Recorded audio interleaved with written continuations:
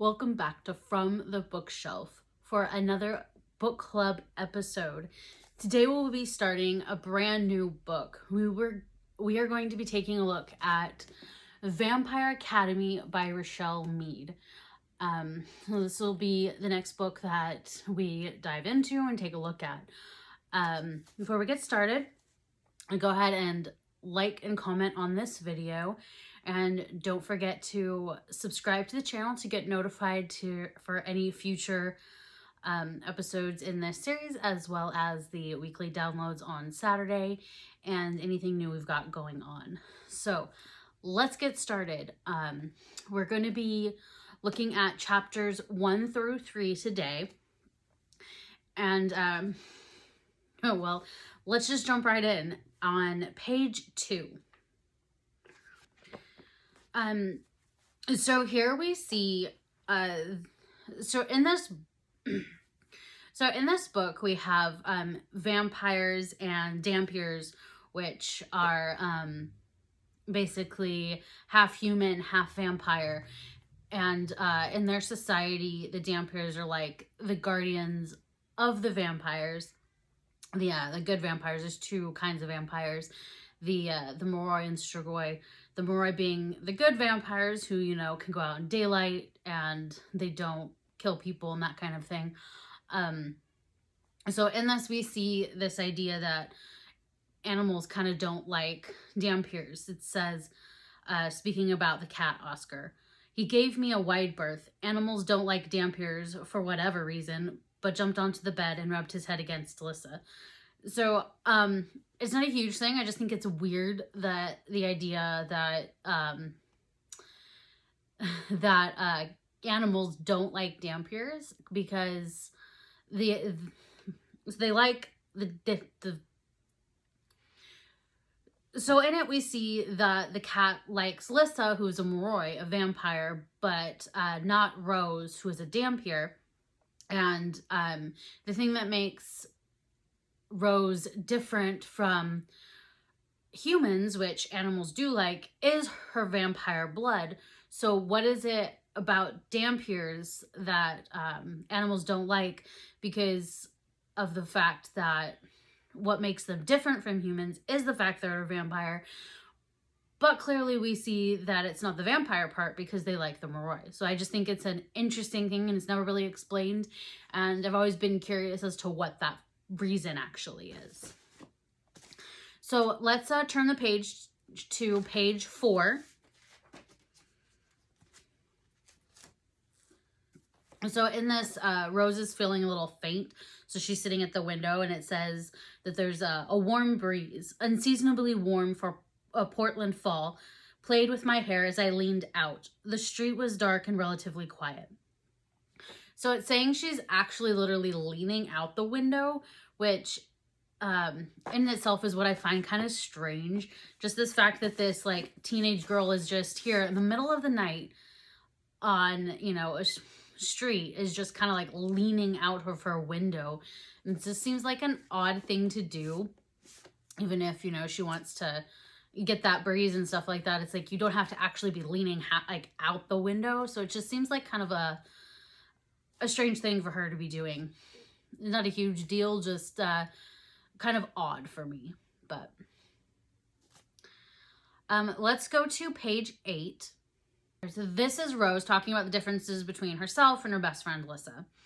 I was the one who took action, who made sure things happened, sometimes recklessly so. She was the more reasonable one, the one who thought things out and researched them extensively before acting. Both styles had their uses, but at the moment, recklessness was called for. We didn't have time to hesitate.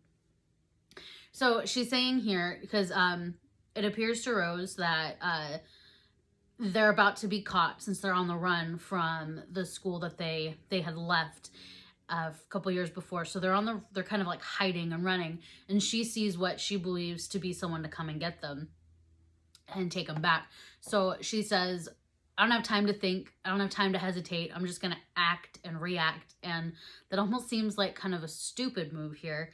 And Rose is kind of an impulsive character. She acts before she thinks, But I think a lot of things would more likely go right for her if she did stop to actually think and make a plan before she just jumps out into whatever she's doing. Because as we'll see in a minute, that it doesn't go the way she wants.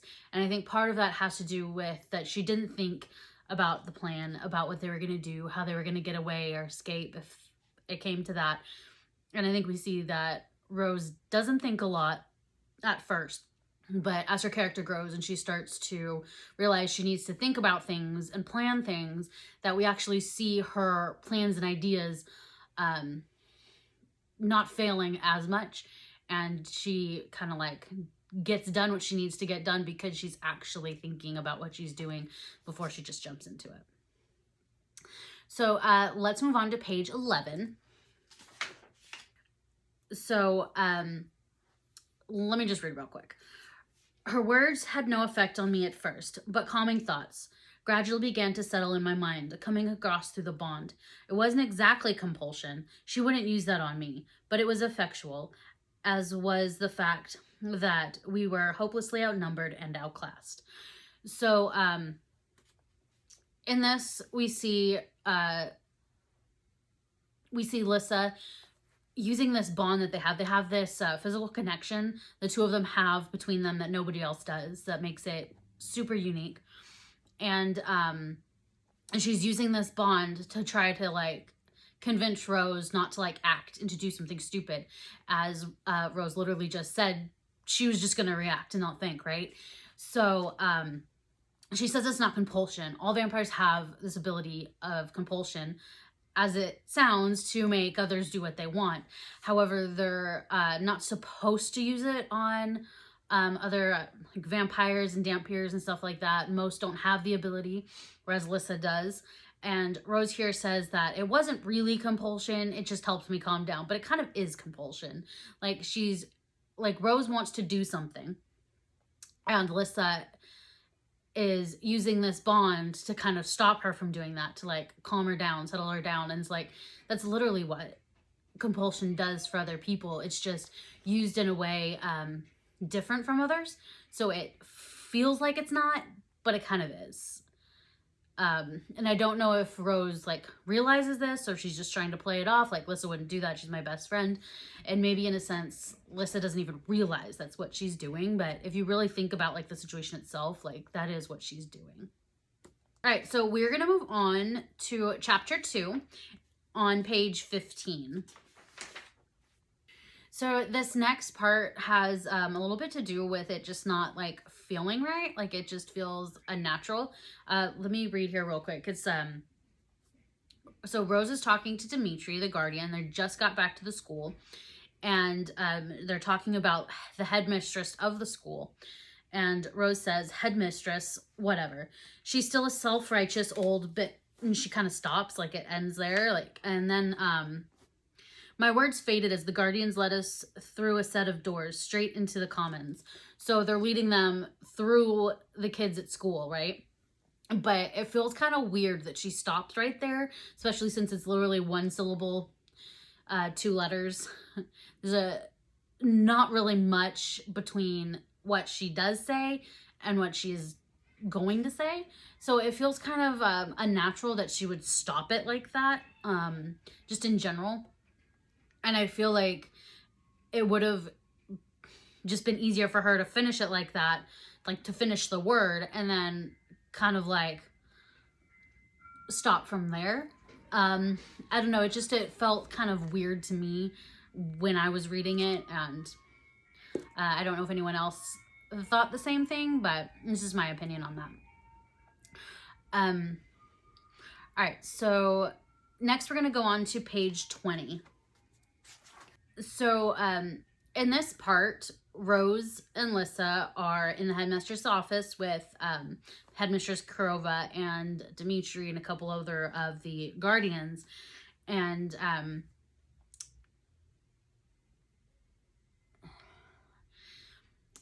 so the headmistress is saying all these things about Rose, right? She's saying the only reason you left, aside from the novelty of it, no doubt, was to avoid the consequences of that horrible, destructive stunt you pulled just before your disappearance. No, that's not. That's Rose trying to speak. And then after she says that, no, that's not, the headmistress interrupts her. And that only makes my decision that much easier. So we see this here, that the headmistress like cuts her off. She doesn't let her speak, doesn't let her explain, doesn't let her like even tell her side of the story. She just says, you did this something stupid, you had no reason to. And when Rose comes out and says, no, I have a reason, she just kind of like cuts her off, doesn't listen, doesn't believe her. And I kind of hate that in adults when we see them in these kind of books where adults don't listen to the teenagers. They just think, I know everything, I'm right, you're wrong. There's nothing you could say that's going to convince me that anything you say is right. And like, I hate that in adults. It's so annoying. And I think when teenagers have to deal with that in adults, they think because they're a kid, they're a teenager, they don't know what they're talking about. But in this sense, having read this book, Rose did have a reason. And we'll actually discuss that more in the book when we get to that part. But she had a good reason, like even to the point of she didn't really have a choice. So the fact that this headmistress just cuts her off, and then she essentially, if you keep reading that paragraph, is going to say that she's going to kick her out of school. She doesn't, but the point is like she's ready to like just throw her out and just like kind of ruin her life essentially, simply because she refuses to listen to what she has to say. And I hate that kind of thing when it comes to adults and teenagers, which it's actually quite believable because a lot of adults do feel that way when it comes to kids and teenagers. They think they don't really know. Let's go on to page 22.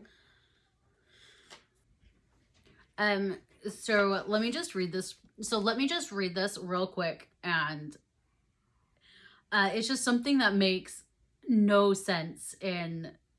Let me read it. So Rose is talking about her Dampier mother. Her mother's a Dampier, her father's Leroy. So my Dampier mother was Scottish, red-haired with a ridiculous accent. And I'd been told my Leroy dad was Turkish. So the thing I find really absurd about this statement is the fact that she says her mother's Scottish accent is just ridiculous. No girl thinks a Scottish accent is ridiculous since, you know, being a girl. And I mean, has anybody seen Outlander and like Jamie Fraser and that accent, or like anyone with a Scottish accent? It's the opposite of ridiculous. I mean, maybe she's just saying that because, you know, it's her mom and she's annoyed with her mother. But no girl, especially teenage girl, is going to look at a Scottish accent and think, oh, how ridiculous. It's quite the opposite. I mean, if you don't know what I mean, just Google Outlander or look up it on YouTube, like Jamie Fraser Outlander, and listen to him talk. It is quite the opposite of ridiculous. And any girl that tells you otherwise is crazy. So let's go on to the next page on 23. So here we have, so in this, Dimitri is just convinced the headmistress to not kick Rose out of school because of her bond with Lissa. Starts with the headmistress, right? She says, a guardian without discipline is worse than no guardian. And then Dimitri says, so teach her discipline. Classes just started. Put her back in and get her training again. Impossible. She'll still be hopelessly behind her peers. No, I won't, I argued. No one listened to me. Then give her extra training sessions, he said.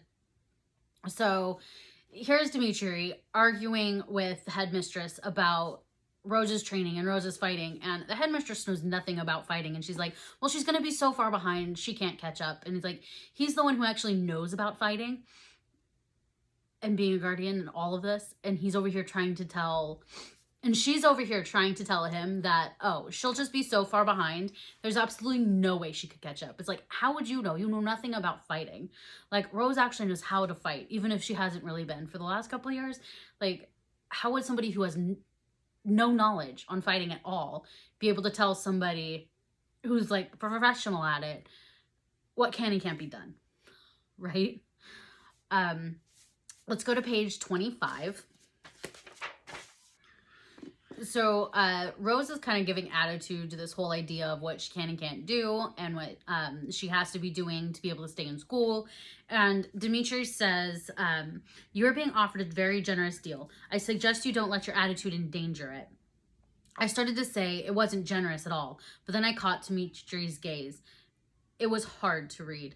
So he's basically saying, don't let your attitude get in the way of being given the second chance. And she's like thinking to herself, this isn't a generous offer. And it's like, Rose, you will come to learn, if you haven't read these series yet, has like the biggest attitude of anyone. And while I'm someone who's very sarcastic and I get like that humor and all of that, and like sarcasm just comes naturally to me, but as someone who has that kind of personality, there is a line that sarcasm can cross. And I think Rose does a lot of the time with her attitude and her sarcasm and the way she like snaps back at people when they say things she doesn't like. And she does need to learn to control that, because she gets herself into so many situations that didn't need to happen simply because she couldn't keep her mouth shut. And we'll see a lot of that in this one and in other books in the series. Let's move to page 28. So Rose just met up with her friends, Mason and Eddie, who are two Dampiers, and they're having this conversation like teenagers about like the stupidest things, right? Because they're teenagers. They're like 16 years old. And Dimitri shook his head and walked off, muttering something in Russian that didn't sound complimentary. But as for me, well, just like that, I was one of the novices again. So here Dimitri is. First of all, I'd actually like to know what he did say. Even if like you put it in as like the Russian, I would have loved to like actually see what he's saying. Just to like understand the situation a little bit more, because I feel like I don't think it was Rose he was complaining about. Like here they are joking about they missed her because there's no one like as hot as Rose and stuff like that. It's teenage stuff. She gives it back just as good as they give it, but he's over here like complaining in another language or whatever. And I just want to know what he says, because I have a feeling it's not about Rose that he's being annoyed about. But we'll never know because she didn't put it in. But that's just me. So let's move on to page 31. So I have a few notes on this particular scene on a couple different pages that have to do with it. And this is something I 100% don't like when it comes to the book. It's an adult Dampier, one of the teachers, right? So basically a teacher literally like bullying Rose, essentially, right? She just got back from having run away, and just the way he behaves towards her, it's essentially a teacher bullying a 16-year-old girl. Like, I get she's supposed to be learning to fight and to be a guardian and all that, but I think there's a line, and I really think he crosses it. So he's basically forcing her to come up to the front of the room and like talk to the class against her will. He says, well, come on, don't sit there, come up to the front so you can help me lecture the class.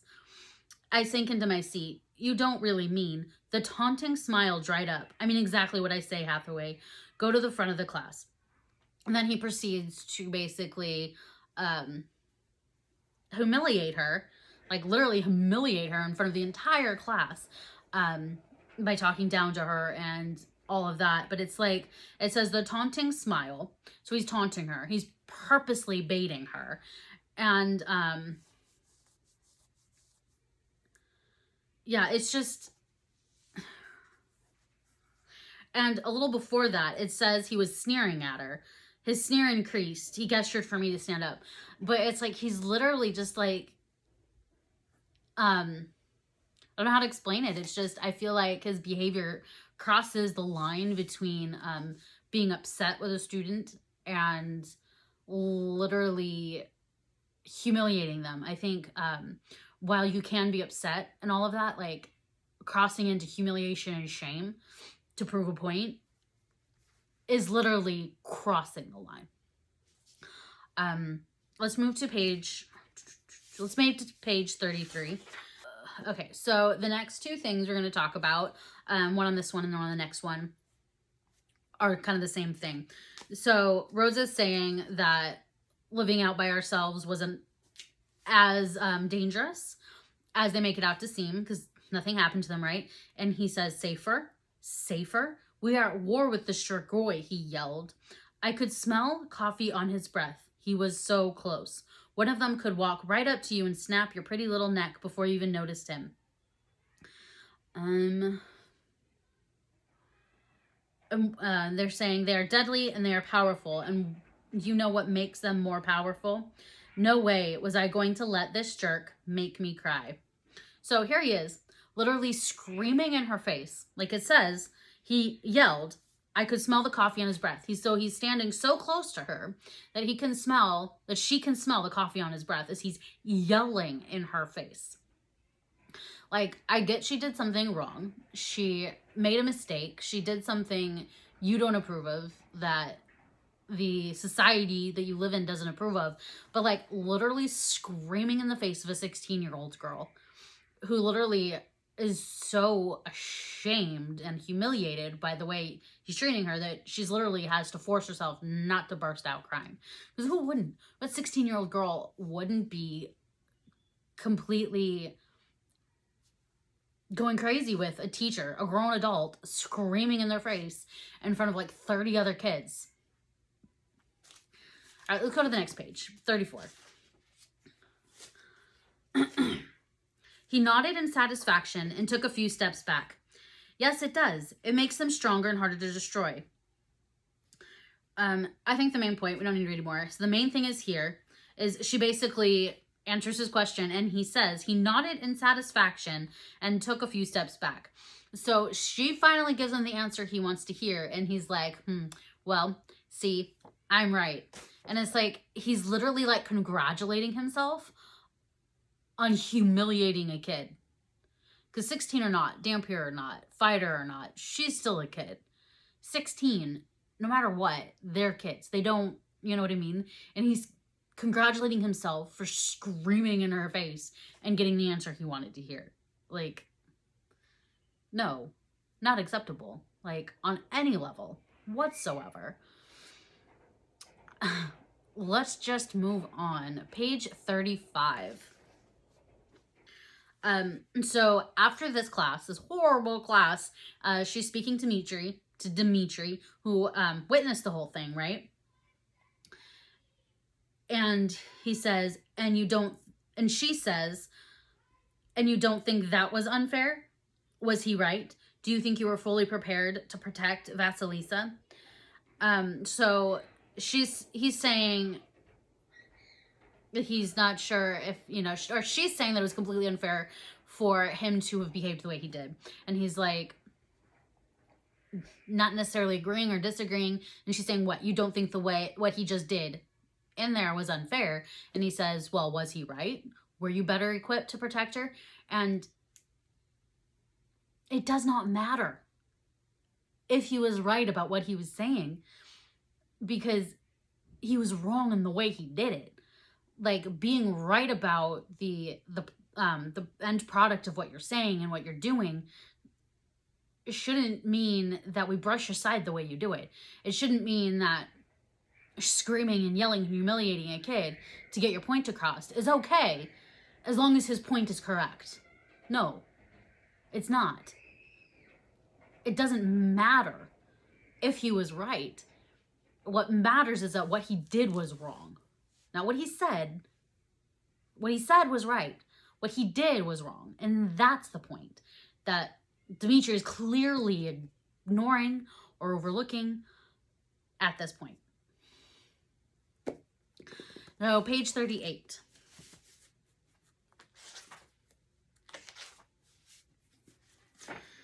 think we skipped somewhere into chapter 3, and I really don't know where. So chapter 3 was somewhere a little ways back.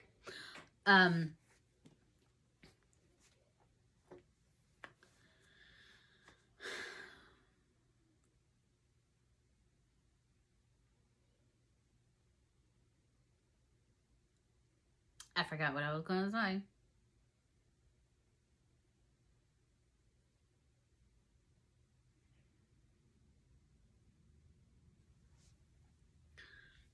Okay. Okay, so Rose is talking to Dimitri about some of the things that they faced while they were on the run, and she says the school sent Psyhounds once. Remarkable. Not really. Avoiding them was pretty easy. He laughed. I've hunted with them before. They aren't easy to evade, not with their powers and intelligence. It was true. Psyhounds were one of many types of magical creatures that wandered the world. Creatures that humans never knew about or else didn't believe they'd really seen. The hounds traveled in packs and shared a lot of psychic communication that made them practically deadly to their prey, as did the fact that they resembled mutant wolves. So, I find it interesting that Rose thinks like that it was so easy for them to evade these Psyhounds when she clearly just says that she knows that they're these creatures that have all these crazy abilities that make them pretty much what's the word? Make them particularly deadly to their prey. So it makes it like their prey's not going to get away. They're going to catch them. They have these psychic powers, these abilities to communicate with each other, and yet somehow 2 teenage girls were able to just evade them. It seems a little sketchy, if you ask me. And I feel like if the school had sent these, that they would have found them sooner. So it makes you kind of wonder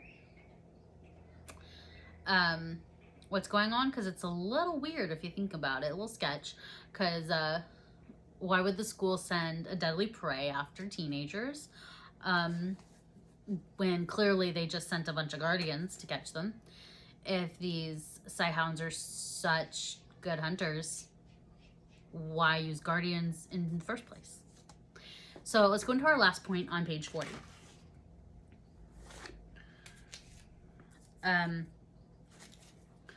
So in this we're meeting Victor Dashkov, who is a family friend of Lissa's, one of the royal families like Lissa, and it says that he has this disease, Sandowski syndrome, and I'd never actually looked into this before because it sounds like it's a real thing, like it could be real. It's actually not. I've tried Googling it, and all I found was stuff related to this book. Nothing that actually shows anything that it's real outside of it, that it was made up. And what it does say about it, because it doesn't really give you much information except that it affected his lungs, made his whole body shake. It doesn't really say much about what it is. So when I Googled it, it says this from the Vampire Academy fan page. Sandowski syndrome is a chronic disease that eats at the vital organs slowly and painfully until it eventually kills.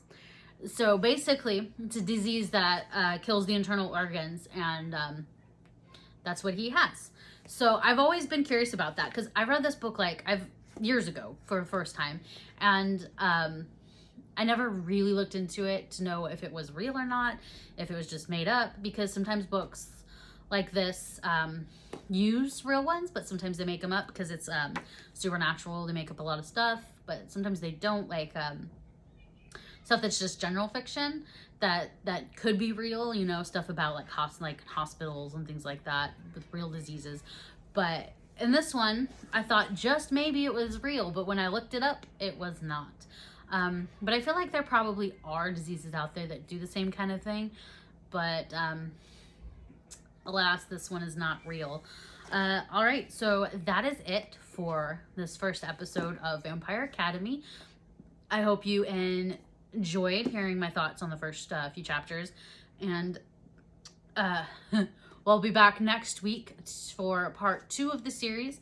We'll be looking at a little bit more of the book, and I'm super excited to continue on with it with you. If you have any suggestions on what books we should read and talk about in the future, go ahead and leave the comments down below. If you have any thoughts, opinions, or anything you want to discuss about these chapters that we just talked about, go ahead and leave those in the comments down below as well. I'd love to hear what you think, disagree, liked, anything I missed, and until next time.